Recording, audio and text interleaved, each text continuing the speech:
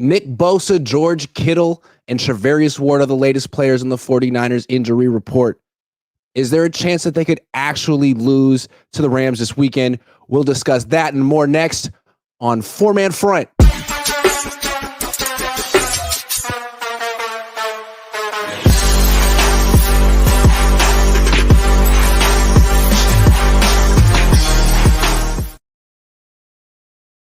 Good evening. Welcome to the Four Man Front. We're your hosts, Grant Cohn, Ryan G. Hensley, the coach, and Jessie Naylor. It's the only show on my channel or on our channels where there is a four-man panel, and we take turns arguing different sides of the same point because this is a college seminar. It's just a little bit elevated. How you guys doing? Great, fantastic, man. Doing good, man. Good. Okay, let's get right into it. Nick Bosa on the injury list with a rib. He's limited. George Kittle didn't practice. Hamstring tightness. Charvarius Ward didn't practice. Knee and hamstring soreness.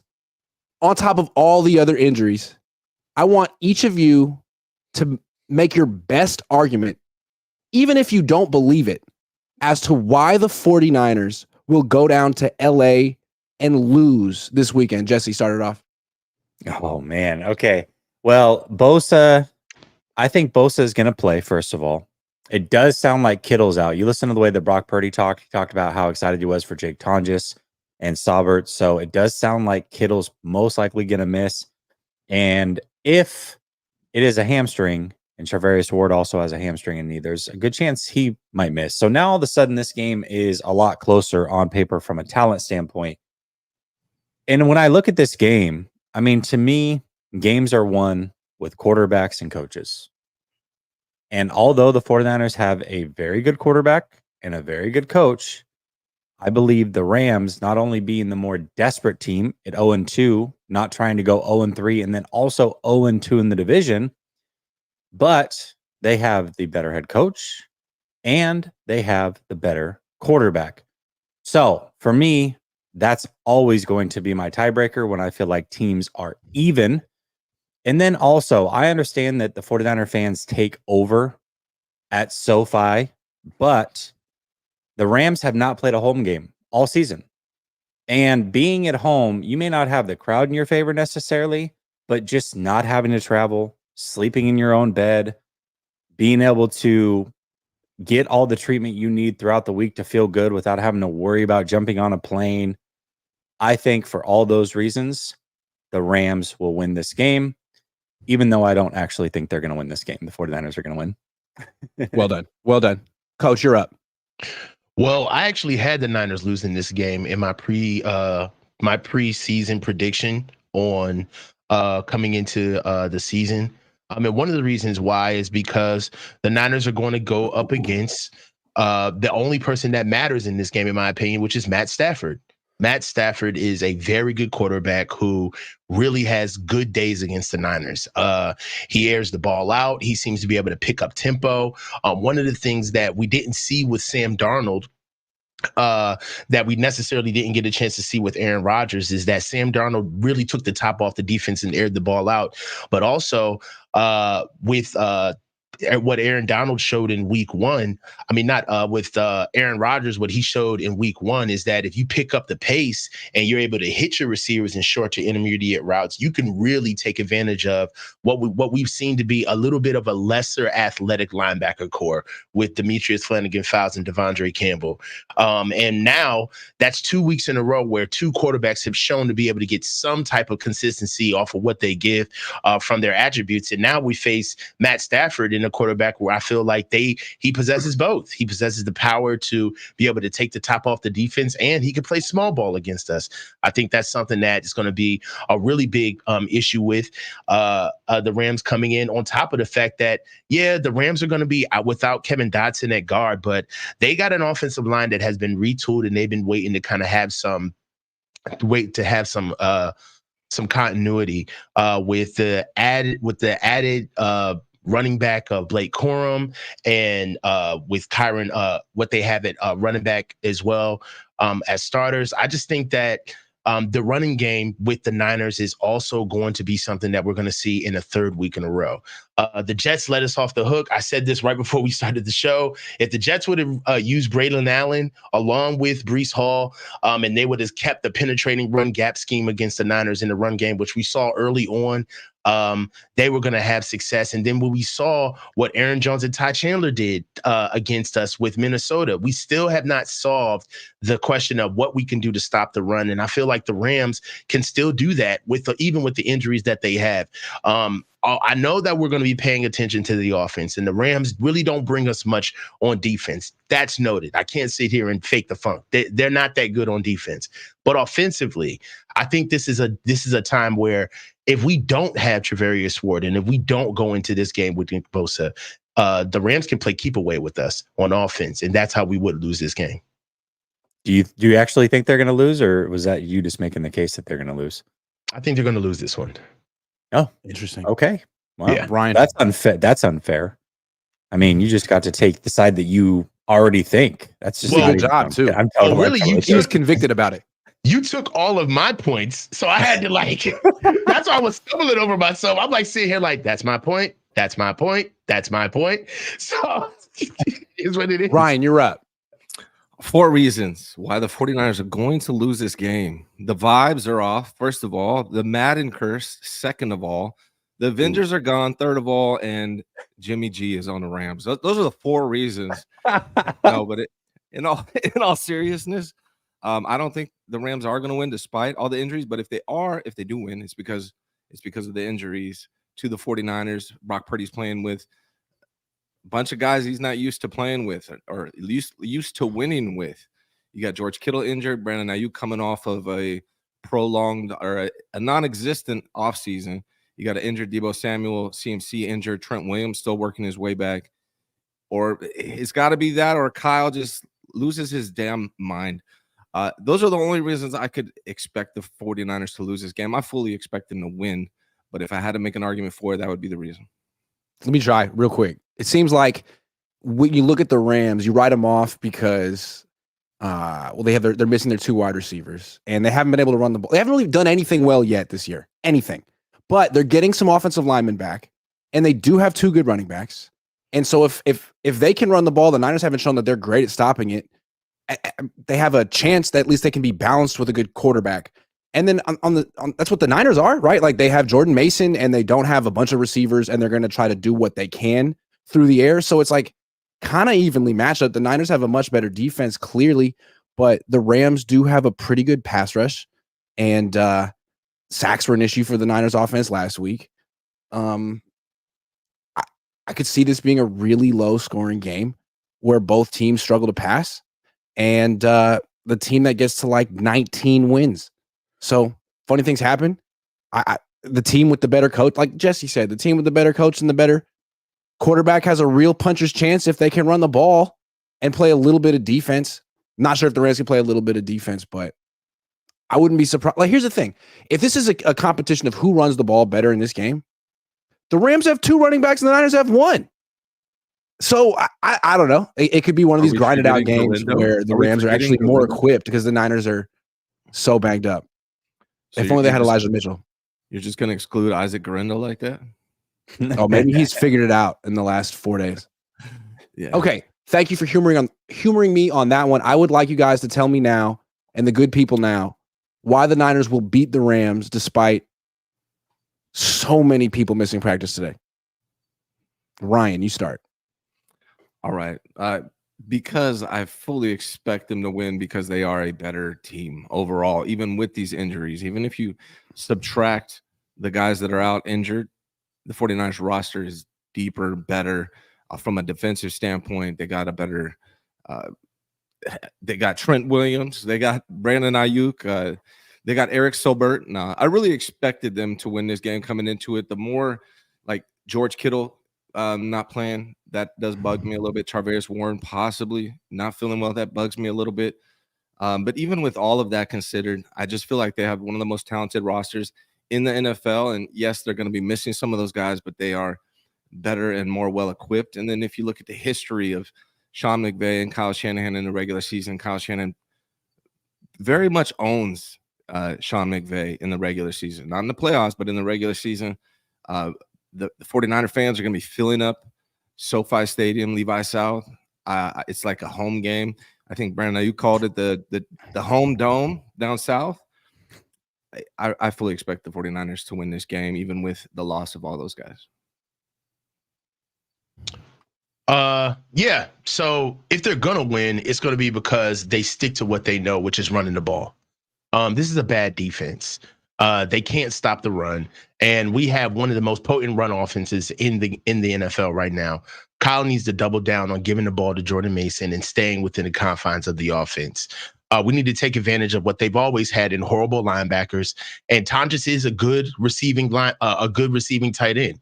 I think if they play small against the Rams, we can take over time of possession and put the Rams in bad position on offense. Offensively, they don't have the receivers that can really take the top off of the defense, really be a problem for us. So what we need to do, I'd like for us to kind of turn up the aggression on defense. Don't let Matt Stafford sit back and pick us apart. Go after his ass. They only have that run game to really protect him. The pass game is only what we give them. I think that if the Niners start off with a strong run game, they stick to the script. And like I say, Grant, I agree with you. I think this is going to be a low scoring game, but the Niners can take over with time of possession and sticking to the run game and win this game quite easily. But I just think that we're not going to do that. We're going to give them a lot of opportunities to beat us because we're going to go play action. We're going to try to get Brock ingratiated. Like, I don't see us sticking to the simple way of winning. We don't like winning easy. It's not our thing. I think that, yeah, go ahead, man. Oh, I'm sorry. I wanted to add this. What I was thinking about. But if one more reason why I think they're going to win. Brock Purdy has 1 touchdown on the season through 2 games. That's very low. And if the numbers return to the median, I expect him to throw multiple touchdowns in this game, at least 2. That's another reason why I just tend to think Brock Purdy is going to snap back in this game, regardless of who he's throwing to. Sorry, Jesse, go ahead. Yeah, you're fine. So when I look at the injuries, yes, the 49ers, let's assume, I think Bosa is going to play, like I said, but let's assume that Kittle and Travarius Ward are out. It does sound pretty devastating to be without CMC, be without Debo, be without Kittle, Travarius Ward, Dre Greenlaw, but they are getting Hufanga back. When you look at the Rams, though, they are the one team that is certainly more injured than the 49ers. They're missing their starting center. They're missing their starting left guard. They're missing their starting tight end, both of their top receivers. They're also missing a starting cornerback and a starting safety. All right. So when you factor all those things in, the Rams actually are more beat up, believe it or not, than the San Francisco 49ers if Kittle and Travarius Ward are out. I believe also with that, the 49ers backups have proven to be a little bit better. We know we can trust Jawan Jennings. We know we can trust Jordan Mason. We know that we can trust some of these other players that are going to be filling in. So I don't think the Rams know that they can trust those young receivers. They've got a rookie receiver. They've got Tutu Outwell, and then they got a cast off that just happened to make their team. So ultimately, I think the 49ers still have more trust in the players that they have available. And when you look at styles make matchups, last week, the 49ers offense was under duress because they blitz the heck out of you, Minnesota does, and they tackle very, very well. The Rams don't do either of those things. They're one of the worst tackling teams in the NFL. And not only that, they don't show you anything special on defense. They're not going to confuse you. So what Brock Purdy thinks he's getting pre-snap is most likely what he's getting post-snap. And if you can get the ball on the edges a little bit, get some quick tunnel screens and things like that going, the Rams are an awful, awful tackling team. The 49ers still should be able to win this game. It seems to me that because of the injuries, I don't know how you guys would approach it, but if you were a defensive coordinator for either team, I'm going single high 8 in the box. Like, no disrespect to either quarterback, but I don't respect your receivers. And I'm more concerned about you beating me on the ground. So I'm putting 8 in the box and trying to make you one-dimensional and see if whatever receivers you got can get open and make big plays.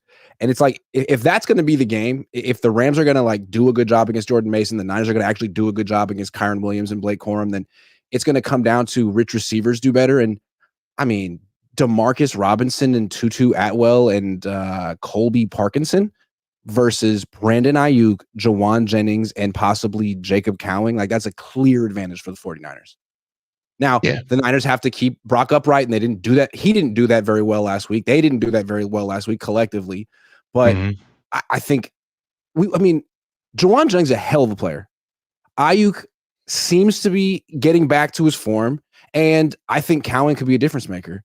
So just based on that one positional advantage, the Niners should be able to have more of an offense.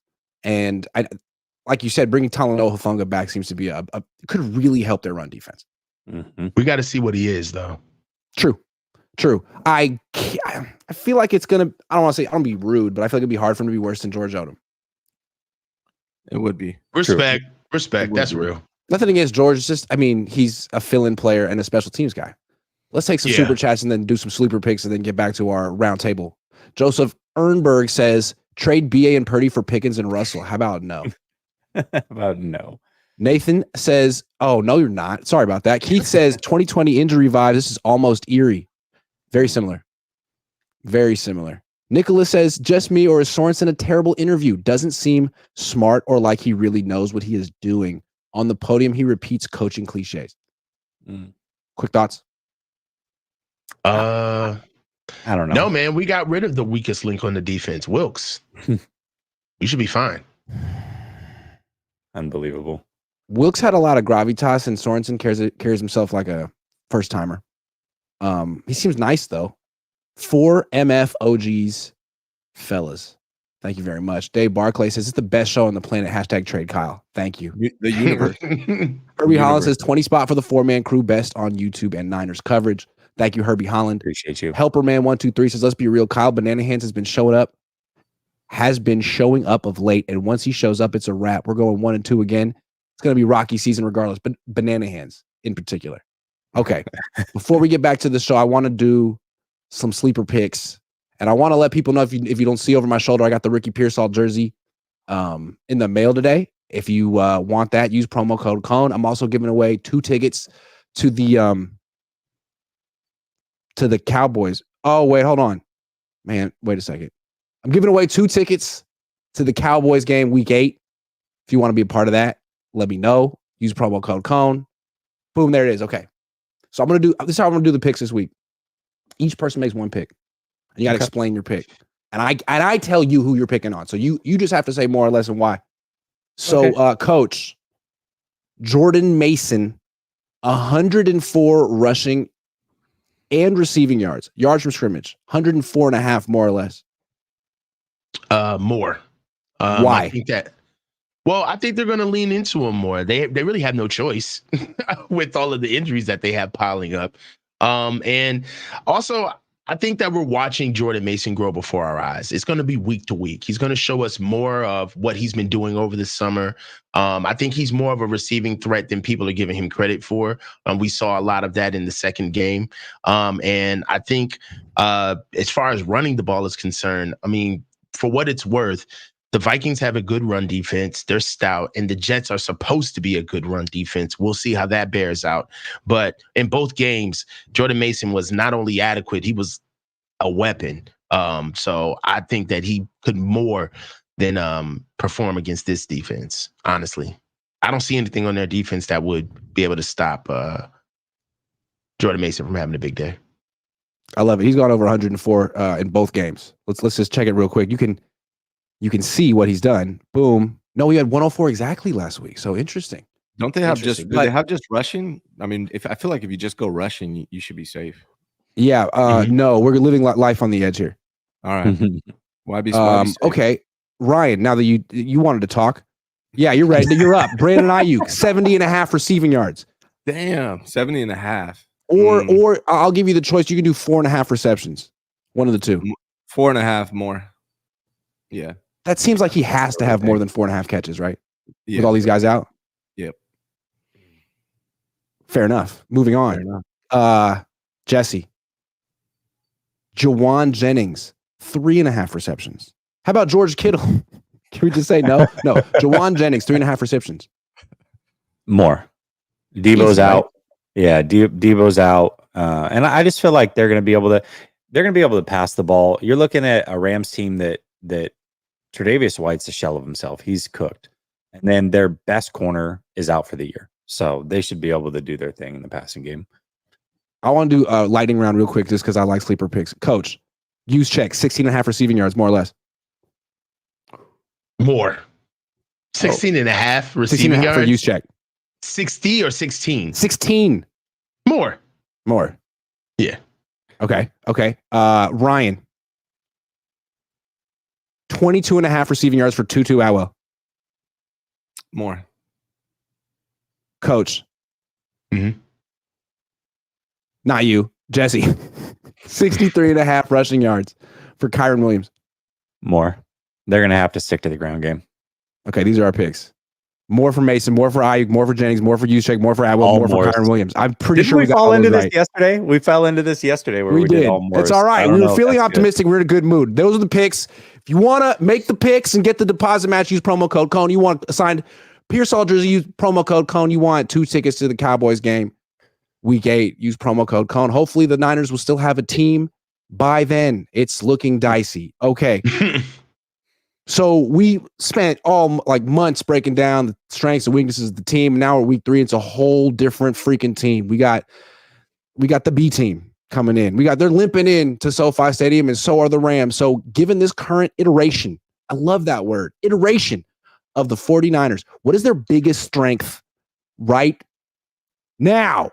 Jesse. The biggest strength right now, and it's kind of crazy to say it without CMC, is Mason in this run game. It's super consistent. Right now, the 49ers are averaging 141 yards rushing per game. You realize that is the most that they've had since 2019 on average.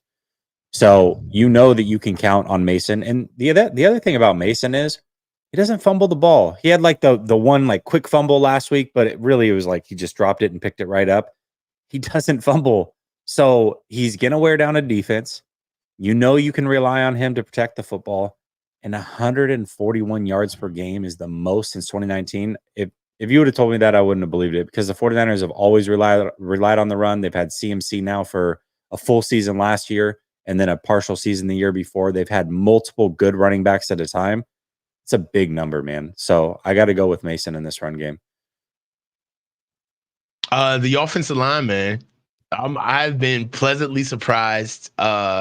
I was critical of the offensive line all off season, partly because I'm an offensive line guy myself. We don't prioritize it innately with picks necessarily or money outside of Trent Williams, and coming off of one of the most tackle-rich or offensive line-rich drafts that we saw this entire offseason in the last 20 years. I thought we missed an opportunity. I really did. And right now, I'm here to say that I got egg on my face, man. Dominic Puni is exactly what they needed. It elevates everybody. I got to be honest. And we can sit back and have revisionist history and say, well, we could have had the tackle. We could have traded BA and not been held hostage by Trent and all of that. That's cool. But for what I know, I can't just die on my take. I have to apply what I've done and what I know about football. And man, we ran the ball 28 times in week 1, 37 times in total as a team, right? We are leaning on this offensive line. Trent Williams did not have an offseason at all. I don't care how much working out he said he did. He was clearly out of shape the first game, came in, got an IV, came back and got some more. I mean, you can't say enough about what Dominic Puni is doing. I mean, as a pass protector, especially in the run game, I mean, he gives our offensive line some bite. Before, it used to be Trent. Trent's getting a little older. We just have to rely on the skill set that he has. But as far as just a young dog that we needed to be able to be nasty on the offensive line, man, Dominic Puni has been, my God, he's been everything that we've needed. We're balanced. We can run the ball on the right side now. I mean, that's been something that we haven't been able to say for years on this team. The offensive line has been able to keep Brock Purdy relatively clean, almost to the point where now when we see Brock taking on sacks or getting pressure, we automatically attribute it to the offensive line, and that's normal. But if you go back and watch the film, man, a lot of those sacks, Brock was getting sacked running out of the bounds instead of getting rid of the ball, running out of 3-man rushed pockets where he had perfect time to get rid of the ball, throwing the ball, not throwing the ball to certain receivers who were wide open, running outside of the pocket, getting tackled behind the line of scrimmage, which resulted in a sack. But for what it's worth, this offensive line has been the most consistent unit that we've had. There's no unit that hasn't been leaned on more to win other than the offensive line. And I got to be honest, there wasn't a unit that was under more scrutiny than the offensive line over the offseason, and they've responded. I would say that the strength of this team right now is the O-line. My turn? Yeah. Mm-hmm. The strength of this team is the most highly ranked player in the entire NFL on PFF right now, which is Fred Warner. Fred Warner might be the depoy of the year if he continues at this trajectory. I mean, the guy has 2 forced fumbles, an interception. He's up there. I think he's leading the team in tackles as well. He's leading from a leadership standpoint. I mean, I gotta say, Fred, he's basically alone as a linebacker. They're basically running a one-man linebacker scheme, it feels like, out there at times. And Fred Warner's just holding it down for the entire team. Despite some of the problems they've had on defense, Fred Warner's been a bright spot. He literally saved them 14 points in that last game. They still lost, but that game could have been a lot worse. Could have been 14 points higher for the Vikings. So I got to go with Fred Warner as the strength of this team right now. I like that. I was going to go with Fred Warner too. And my little angle with Fred is that, like, we've seen players on the Niners really turn it up when they want to get a new contract. And there's not that many players like that on the team right now. Fred's one of those guys. Yeah. Because next year his cap number is going to go up to like $29 million. He's got no guaranteed money left. And he's going to be like a prime candidate for that Trent Williams, Christian McCaffrey restructure. So he's making the case for it right now. I agree. But I think one more thing, like, just the overall depth of the roster. Niners have 5 starters out, Rams have 7. But, like, if you follow the Niners, you understand that, like, Jacob Cowing is a potential impact player that no one really knows about. Like, just like Jordan Mason was a couple weeks ago, and he bursts on the scene. It's like, they still have guys like this. And I don't think the Rams do. I don't think Colby Parkinson is going to randomly go for 100 yards and a touchdown this weekend, where Jacob Cowing absolutely could. Jawan Jennings absolutely freaking could. So the depth of the team. I'd have to. Can I talk about one thing else about Fred? No. If you look at the contracts, Fred Warner is the second highest paid linebacker in the NFL, and he's probably the only high paid 49er that's actually matching his contract. Yeah. Agree. Salute to Fred. All right, let's go the other side. What is the 49ers' biggest weakness right now? We used to think it was the offensive line. What is it now? Coach, why don't you start us off? You always get to go in the middle. You got to start now, leading off. All right. I got to go with the linebacking core. Devondre Campbell, Demetrius Flanagan fouls. They're all over the place, man. Especially, and what it is that they don't share the same deficiencies. I would say that Demetrius Flanagan fouls is better in pass, in zone protection and pass protection, than Devondre Campbell. And Devondre Campbell brings a little bit more in run game than Demetrius Flanagan fouls. So they're a little imbalanced, but really, Devondre Campbell is just not fast. And he's not quick. And he knows it. And he tries to leverage himself in space to be able to stay on top of receivers and not get ran by. But I mean, space is space and speed is speed, man. And when those boys get at the top of their routes and run past him, there's nothing he can really do. Quarterbacks notice it right away. On top of it is that even in the run game, Devondre Campbell, he's kind of as a torpedo. Like, he'll shoot the gap, but he misses a lot of tackles, a lot. You see him flying by a lot of gaps. And also he doesn't disengage from offensive linemen, man. Like when linemen come out on the second level on Demetrius Flanagan fouls, rather, that is not Devondre Campbell, but on Demetrius Flanagan fouls, I mean, it's really like the cut up clips of watching what Trent does to DBs coming out on the edge. It's just, there's no resistance whatsoever. And I feel like a lot of their play has been covered up by the greatness of Fred, right? Because Fred has been doing so well, but it's not because Fred is doing so well because it's because he has to. Quite frankly, they're not playing well. They're leaving a lot of holes and gaps on the defense, and especially when teams start running north and south on us. That's when you're going to start seeing the problems with Demetrius Flannigan-Fowles and Devondre Campbell. I think that really give the kid a shot. D Winters, man, put him in, man. At least we'll have him growing and having time on task. But right now, the weakness right now is Demetrius Flannigan-Fowles and Devondre Campbell. Go ahead, Ryan. I've got two of them, so Go. I don't want to take anybody's thunder. The biggest weakness on the 49ers is Jake Brendel. Answer me this question. It's a riddle, if you will. Who has the lowest PFF score of all centers in the NFL right now? The lowest. It's Jake Brendel. Wow. He is doing awful. He is getting bullied and pushed around by everybody, including Javon Kinlaw, which is so it's got to be Jake Brendel, man. Like I spent the whole, really I was focused in on Colton McKivitz in the right tackle spot, but Colton McKivitz is doing a hell of a lot better than Jake Brendel is at this moment in time. He has the worst PFF score of all centers in the NFL. He was a Pro Bowler, Ryan. How dare you? It's not good. It's not good. I don't. His PFF score right now is 59.8. Doesn't seem great. I don't talk about him. It's so negative. It's so negative. But he's a problem. I don't know. He's got naked pictures of somebody. I don't know how he's on this team. I don't know. Yeah, Chris Forster, ride or die. Yeah. Okay. Yeah. Jess, you got two people. Two things. Yeah, I've got two things. Number one is the red zone touchdown percentage for the San Francisco 49ers. They've done a great job of moving the ball, but they have not done a great job of actually scoring touchdowns. Right now, they're at 44.44% touchdown percentage when they make it to the red zone. That is their worst since 2018. That is worse than it was in 2020 with all the injuries that they had. Last year, for context, they were number one in the league at 68%. So right now they're 24% less than what they were last year. You probably can attribute a lot of that to Christian McCaffrey not being there, but now Debo's also out, who's your other touchdown getter. So somebody or multiple people are going to have to step up. And then number two is the rushing defense. The 49ers right now are giving up 5 yards per attempt. That is the worst in the Shanahan era. That is worse than 2017.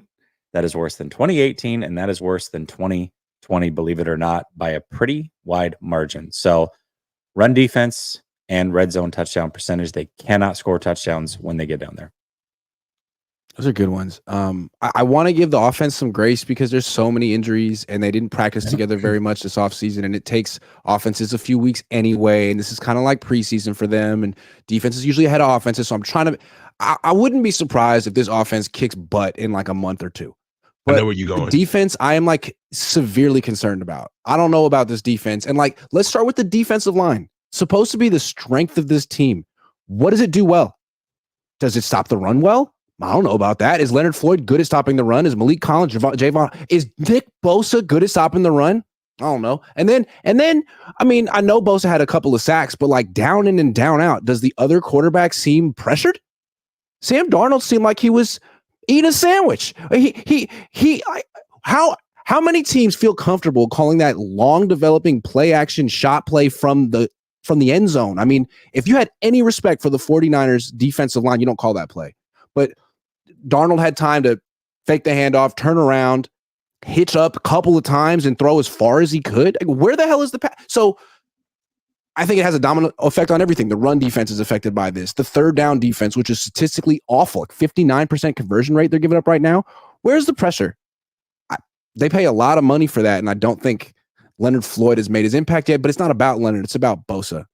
He's supposed to be the Hall of Fame guy on this team, and right now it's like, this is so Fred Warner's defense, and Fred's doing all he can, but that D-line, he's really underperforming. Is it the weakness of the team right now? Kind of. I mean, if it's worse than the offensive line, what does that say? It's well, you know who we're giving bail to right now, who's really should be getting looked at is the receivers. Yeah, they're getting away with murder right now. Speak on it. I mean, they're not getting open. That's one. Debo, They're not doing their one job. Yeah, they're not catching the ball. Yeah. No, they're not. They don't seem to be really the strength of the team. And to be honest with you, we really don't ask much of them. We're the lowest. We're the lowest. We throw the least in the NFL amongst all 32 teams. Right? They have the smallest job to do if you really look at as far as like what output is concerned. Brandon Ayuk's got to step up. It's time. It's been 2 weeks. I'm sorry. Hey, maybe if you would have signed for $28 million, we give you 4 weeks, but you didn't. It's been 2 weeks. You make $30 million a year. It's time for Brandon Ayuk to have a coming out party. Whatever you got to do, get in the sauna, eat clean, pop a couple of pills, whatever you got to do. Against the Rams, we need to see like some type of resemblance of Brandon Ayuk. And it's not enough to like get open a few times and put that on film. Like you have to produce. Well, you have to produce. And if you're not getting the ball, say something, man. Well, Don't let me ask you complain this question. after the fact. This is your time. Let me ask you guys this question. Like, why do you guys think that Kyle targets Debo so much? Like, it seems as though that he starts every game with force feeding Debo the ball. Is it just me? Or do we all have to get over Kyle not giving Debo the ball before we start actually running the offense? He's living in the past and he's basing it on his relationship with Debo, in my opinion. I think that's what it is. He still thinks he has Debo from, 20 whatever. I mean, he's not the same guy, and Kyle's obsessed with him. I've been saying that. It seems like he's obsessed with him over and over again. He's forcing him. Like one thing I learned about was these separation statistics to come out. That's only based on when they are targeted. And so Debo's getting targeted when he has zero separation. That's not his route separation. That's when he's getting targeted. And so that's hurting Brock Purdy, right? Brock Purdy has to force it in these tight windows. So it would pay off for Brock and for Kyle if they looked elsewhere and used Debo a little bit more sparingly as a weapon instead of just the main priority target in this offense. Yeah, I want to say something. Oh, go ahead, real quick. Going back to the defensive line comment you made, you realize that Aiden Hutchinson has more sacks than the 49ers? That's pretty. He has 5.5, and the 49ers have 5. I mean, is Malik Collins really helping right now? Is Javon Hargrave earning his contract? Is any player on the Niners defensive line earning his contract right now? They're all highly paid. 2 things on that, if I could. First thing is, I think the 49ers are going to get sacks this weekend. That Rams offensive line is horrible. They should, I would imagine. And then just to clarify with Jake Brendel, he's actually ranked 34th. So I was talking about his pass blocking grade, right? 29.5 is his pass blocking grade. He's 34th. There's only 32 starting sitters. So. Motherfucker's 40.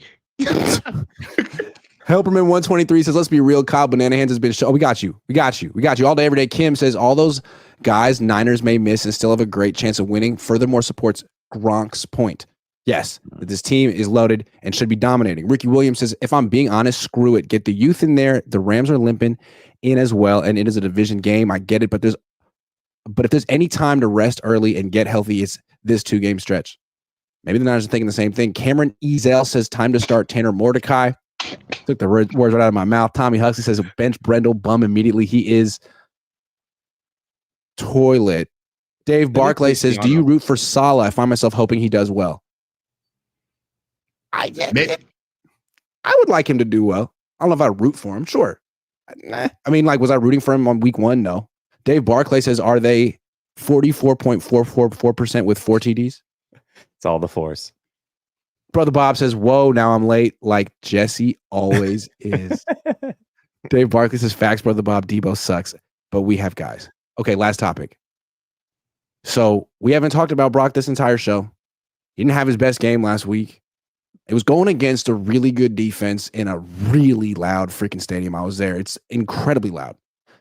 Now he's got a home game in LA, and he has even less talent around him, but he's going against a defense that's done nothing well this season. What are your expectations for Brock in this game? Let's go Jesse first. My expectations have nothing to do with statistics. I mean, statistics are one thing, but anybody with eyes can watch the first 2 weeks of the season And statistically, Brock Purdy played way better in game 2. But the reality of the situation is he played way better in game 1. If you watch the game, he was a much better player in game 1.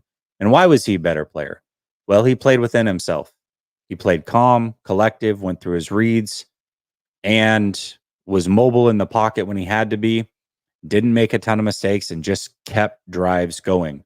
In week 2, I think we saw something from Brock that I don't know that I've seen. I mean, maybe you guys can point out a game. We can talk about the Ravens game as bad as it was with 4 interceptions, but even in that game, he continued to battle. This was the first time that I've seen Brock drop back and stand flat-footed in the pocket multiple times throughout the course of a game. He's always hitching up, going from progression to progression to progression, and then taking off and running, trying to protect himself. This was the first time that I felt like he was actually flummoxed in his whole career. So for me, I just want to see him get back to being what we've seen before. I want him to be calm, cool, collected, go through his progressions, keep his feet moving, be agile when he needs to. I don't care about the stats. Protect the football. That's the only stat I care about. And the rest of it, it's for the birds. I don't care how many yards, how many touchdowns, none of that matters. Just be who you've been up to this point, because last week, that wasn't it. Coach. I expect him to have a better game, more of what he did in week 1 than he did in week 2. I think me and Jesse went over the numbers a while back with what he did in week 2. Really, if you look at the 2-minute drive that we had, he was 8 for 8 for about 60 plus yards. 57 yards. 57 yards. So if you take that drive out, he kind of had a pedestrian day. One thing that I feel like Brock's strength is seeing the field, right? Processing and letting the ball go. It seemed like Brock was foregoing a lot of easier routes to try to get bigger routes to try to get the team going. And just to piggyback off of what Jesse said, he does need to be where his feet are. He needs to play within himself. Give what the offense is, take what the defense is giving him, be able to pass the ball out on time, give confidence. And every play doesn't have to be a play that wins the game. I think that Brock is pressing. I think that he really does want to be the leader, but he's not going to do it by changing what he's been doing thus far. He's got to go back to what he's been doing, especially how he started off in week 1. I think that he will bounce back against a defense that, quite frankly, isn't really good. The linebacking core is really weak. The defensive line, they don't necessarily have a pass rush. So even if he doesn't really get the ball out that quick, one thing that I'm looking for Brock to add in that we haven't seen thus far in the season is running the ball. Brock needs to start scrambling more. There's a lot. We need to start adding that threat back into our offense. We are a running football team, and part of that running football team is letting defenses know that they have to play 11 on 11, right? Brock will take off. And I think that he did a really good job of that last year, especially in the playoffs, man. Like when there were times where he couldn't get the ball out and receivers weren't necessarily getting open from man-to-man coverage, Brock was making us right with his legs. I think we need a little bit more of that. It adds an extra element. And one thing that him scrambling the ball actually does that I've noticed, and I don't think Kyle likes to admit it, but it calms Kyle down. It makes the defense more honest, and it gives Kyle the ability to start calling things for more people to get involved. That way, Kyle gets a little bit more ingratiated with the offense, where some of the stuff that he likes to do with all of the shifting and trying to get the defense to play against their rules, that stuff plays in part when defenses have to worry about Brock taking off. So scrambling is the biggest thing that I'm going to be looking for Brock to be able to calm himself down and to give the offense and Kyle more confidence. Ryan. Yeah, I think he's going to get back to the mean for Brock Purdy. Like I talked about earlier, I mean, 1 touchdown pass on the season, I don't see that continuing long. Now, touchdown passes in general are down throughout the NFL, so that has to be factored in. But I imagine he's going to throw it for a couple. He's going to settle down and take what is there, as opposed to how he's been playing, which is kind of just forcing everything into the middle intermediate when there's easier plays to be had on the dump off. I'd like to see him take a couple shots deep, because I believe he's only gone past 20 yards 6 times, if I'm right, past 25 once. So I'd like to see him spread the field, take a couple shots downfield, make the defense respect it, but then also hit your dump offs when they're available and they're open. I feel like he's just kind of pushing things, forcing things a little bit. Maybe he's feeling the pressure of contract season. the weight on his shoulders, and he might feel it a little bit now with all of these guys out in this upcoming game. But really what he needs to do is get back to just taking what is there. Don't be afraid to dink and dunk. That's the NFL now, right? Don't be afraid to just take the easy dump off. And I think he'll do it. I really do. You know, it's interesting. Kyler absolutely torched his defense last week, along with Marvin Harrison Jr. But the week before that, Jared Goff didn't do great against the Rams. He was 18 to 28, 217 yards, touchdown pick, 85 quarterback rating. I don't know. I feel like it's going to be tough for Brock. On the one hand, he's faced this scheme before.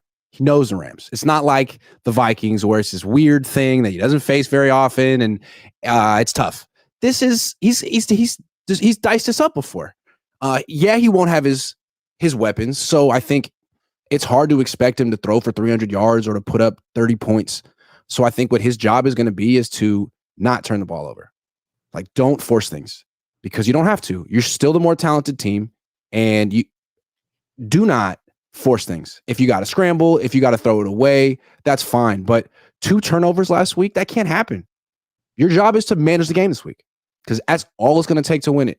And that's basically going to be Matthew Stafford's job too.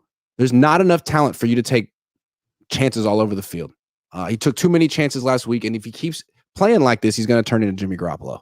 He was a guy in the past that would throw 3 touchdowns to every turnover he would commit. Now, those 3 touchdowns aren't probably out there in this game because so many guys are hurt, so he can't lose the game on his own. That's my expectation for Brock. He was loose with the football last week. He won't be this week. That's my expectation. I have expectations for Kyle, though, as well. I have expectations for Kyle. I mean, when you see that your quarterback is coming off of a game like that, you've got a young player, you got to get him in rhythm. So it's your job to do so. You've got to make things easy to start the game. Give him a couple easy completions. Let him get his confidence going. Then you can get him mobile in the pocket. You can move the launch point for him, get him out on the edges, give him some easy high-low reads, and let him work back in. Then you can also establish the run game and mix in play action. You can make the game a lot easier for your young quarterback. I know that we look at Brock, we're like, oh my gosh, he's so mature beyond his age, and he is. And he wins with his mind, and he has. But right now, he's coming off of a game where he's looked different than he ever has. He's still a young player. People have to realize this. He's not a finished product. Kyle Shanahan can help Brock Purdy this week, and he needs to. Do you have an expectation for Kyle? What did you want to say? I thought having a bonus topic is like expectations for Kyle this week would be kind of cool. I was going to piggyback on what Jesse was saying. You know how you do that? You run the ball. Sure. You don't start the first drive with 3 passes in a row and go 3 and out. That's what you don't do. Right. That's something that, I feel as though that, like what you said, Jesse, Brock is still young. Right. And I feel like if you're Kyle, you've got to understand that, hey, it's imperative that not only do we win these games early in the season, but we got to start these games really well. And this can't be about what I see schematically. There's got to be some type of feel and context to how I'm calling these plays. And what we do well right off the bat by just snapping the ball is running the ball. We run the ball very well. And I feel like that's what Kyle needs to start with right away. Not what defense are we going against? What are the best plays? Who are the weakest players? What can we scheme up for the best shot plays? No, we need to go identity first. Okay. And we need to get everybody settled in. And then we need to start building out on top of what the game gives us in that context. I feel like coming in with pre-made scripts that Kyle is very accustomed to doing, where it takes about 3 drives before we finally get a groove into what we want to do. I think that that's going to lose us a lot of games this season. We don't have the defense to save us, to just keep giving us the ball back in years past. Like, that's going to hurt us this year, the way we start games. Brian, you got some expectations for Kyle in this game? Just run the ball more. Like, I'm confused about this team a little bit. Like, this year so far, Brock Purdy is 12th in attempts. Last year, what was he? 28th. They need to. I don't know if they're trying to change their identity, but it's not the right thing to do with this team. They need to be running the ball with Jordan Mason. He should easily be getting 100 yards in this game. That Rams defense is horrible. So that's just really my expectation for Kyle Shanahan, is to stick with what we know works, and then that's just going to make life easier for Brock Purdy off play action. I'd love to see some bootleg for Brock Purdy and get him outside the pocket a little bit, make it a little easier for him. I was gonna say. Hold on, it's my turn. Yeah. They need to move the pocket. 6 sacks. I mean, yeah, that's on Brock, but that's also an opportunity for the coach to help Brock. Like, the offensive line isn't great. You're not great in the pocket. You could use a little help. So, like, roll left, roll right. I mean, and play action. I mean, you have to find ways to do that. You can't just have a bunch of reasons why that's not an option anymore, because Brock's not going to play that well if the offense is shotgun, stand still, drop back, throw. He's not going to play that. He's not Peyton Manning. He's not Tom Brady. He needs some play action, just like Baker Mayfield does, just like Derek Carr does, like every freaking one does. So I don't want to hear any more excuses about why that's not an option. Like, that's the offense. That's the passing game, play action, and moving him. He's so good at rolling to the left in particular. He's not a great stationary thrower. And that's not even the game anymore. Get him out of the freaking pocket. Agreed. Also, I feel like it's gonna happen. We've seen it in years past. We need to figure out who running back 2 is now. Mm-hmm. We can't wait on when Christian's going to come back or what he's going to be once we get him back. Even when we get him back, a tendonitis and your Achilles and your calf is something that's going to have to be managed anyway. So we have to understand that no matter how healthy Christian ever gets during the season, he's never going to be fully healthy until he really takes an off season to get that thing handled. So we need to find a number 2 back. They need to figure out what they have in Isaac Guerrero now, because I'm telling you, by week 8, we're going to be wearing the tires on Jordan Mason. We already saw what happened to Elijah Mitchell. All right. So we might as well just do it now. Find out who running back 2 is. Can't just assume that Christian McCaffrey's coming back. Can I ask you guys, I want to what your opinion is on Isaac Guerrero, because the coach brings up a good point. But Isaac Guerrero didn't read the whole correctly last week. Do you think Kyle's done? Do you think he's like, nah, I'm good? Or do you think he'll give Isaac Guerrero another chance? Well, maybe that's why I prefaced it that way. You can't use the old way you used to do it, where if a guy you got to have a longer leash. You don't have the luxury of yanking the guy, right? Because if you do, Jordan Mason is not going to make it through the season at the clip that we're running him on. We said this about Christian last year, and they did it, and look at where we are. Come on. You think he will, or do you think he'll go Patrick Taylor this week? I think he might go Patrick Taylor and embarrass himself. And we're all going to sit here and have to wonder, why are we watching this journeyman that you picked up for $1 million try to be at number 2 running back? Why are you doing this? They need to figure out what Isaac Guerrero is. They got to give him a longer leash. They have to figure out a skill set for him that puts him on the field. If anything, to spell Jordan Mason, if anything, but they have to figure out a way how to use him. You can't trade up for Isaac Guerrero and not use him. I'm sorry. I mean, you can't use him if he's not good. He looked awful on that play, and then they benched him. So it was a play. You know what I mean? That's the problem. It's okay. This is the difference between Kyle Shanahan and Andy Reid. You ready for this?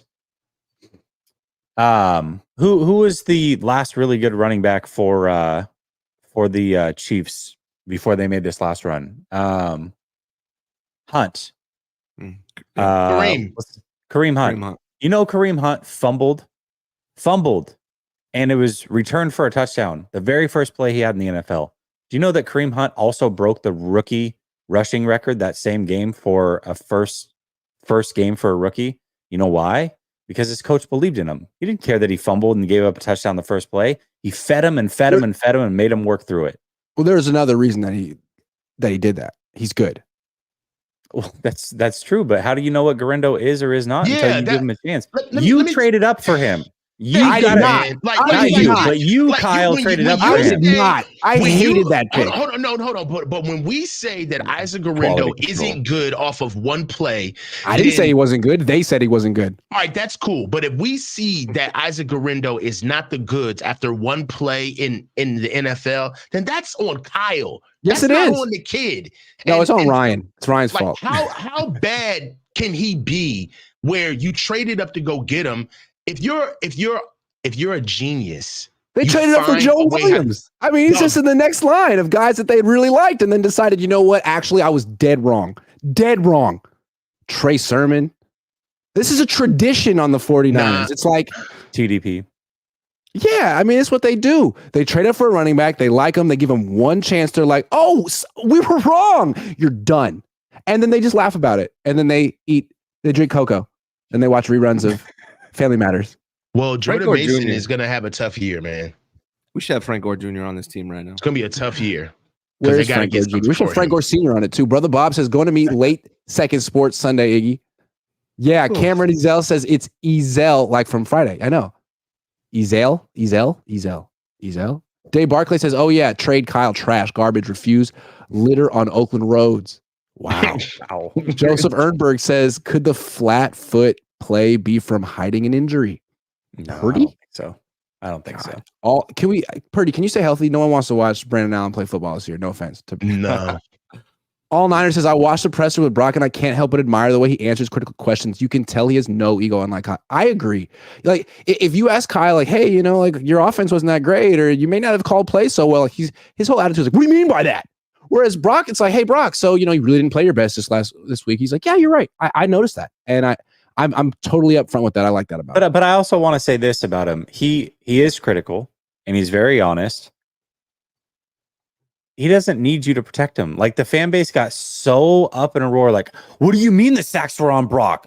I mean, his O-line and the separation. And it's like they just tried to search for every reason when the film told you that Brock wasn't seeing the field. And guess what? Brock himself said he wasn't seeing the field well. So there you go. It's because he's still on his rookie deal. They treat him like he's a child. But as soon as he gets, look at Brandon Ayuk. Brandon Ayuk was like the cult hero of the fan base. Now he's paid, and they're like, "Where's the production?" And that's how it's going to be for Brock pretty soon. Dave, you're right, but Jay York won't boot Kyle Levy. So Dave says, Brother Bob, Jed and Kyle both have no sports equipment. Brother Bob says defense caused 3 turnovers, but Kyle Levy pooped the bed again. They're just talking to each other through the super chats. Helperman says, Kyle, play action and stop using 7-step dropbacks. That means we're getting more. We should, next time, let's do a segment where we just use reverse psychology on Kyle the whole time. Gold's House says Spags had 20th ranked defense and kept him. Andy kept him. Mm-hmm. Andy's been working with Spags since I was in middle school. I mean, Spagnuolo was on that staff on the Eagles. John Harbaugh was on that staff on the Eagles. Ron Rivera was on that staff on the Eagles. Andy Reid's coaching trees a lot of defensive guys. And that's neither here nor there. This has been the 4-man front. Thank you very much for watching. Make sure to enter the giveaway for the Ricky Pearsall jersey and the Cowboys Week 8 tickets by using promo code Cohn on the Sleeper app. Make sure you follow Ryan's channel and subscribe to it. Subscribe to Jesse's channel. Subscribe to the coach's channel and mine, and like the stream. And make sure you watch next week. It'll be on Ryan's channel. Thanks for watching, everyone. And go enjoy the game. Wait, hold on. Joshua Edwards says, Kyle arguing tradition with Garendo like he's Tevia from Fiddler on the Roof. Fiddler on the Roof reference. We got a Fiddler on the Roof reference right at the end. Thank goodness. Josh.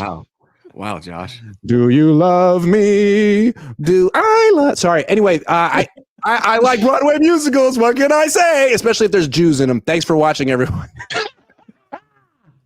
Hey, Park says, I want a segment of 3 guys' reaction to supers. Just 3. One of us has to go. Just reacting. That should be a show. Reacting to super chats. Oh yeah, that's a hell of a show. Great show. Let's do that on my channel next week. Yeah. This is the time where you pay me. Thanks very much, everyone, for watching. I'll be back tomorrow.